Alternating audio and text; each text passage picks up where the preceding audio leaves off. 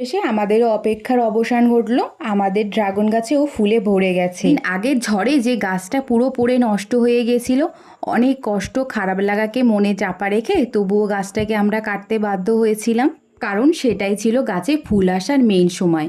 কিন্তু এখন মনে হচ্ছে গাছটা ঝড়ে পড়ে গিয়েছিল বলে হয়তো ভালো হয়েছিল, আর সেটার জন্যই তো আমরা গাছটা কেটেছিলাম, আর সেটাই মনে হয় ভূতে বর পেল।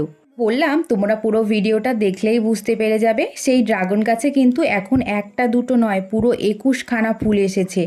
আর ফুল আসবে, পিঁপড়ে ধরবে না, এটা তো হতেই পারে না, তাই জন্য ফাঙ্গিসাইড লাগিয়ে দিয়েছি। দেখো একটা ডাল একদম বাইরের দিকে চলে গেছে, তাতেও কিন্তু লাগাতে হয়েছিল। একটা ডাল দেখাচ্ছি যেটার গাছটা কিন্তু একদম গোড়ার দিক থেকে ভেঙে গিয়েছিল, কিন্তু সেই ডালেও পর্যন্ত ফুল এসেছে। কয়েকটা ফুল কিন্তু বড়ও হয়ে গিয়েছে।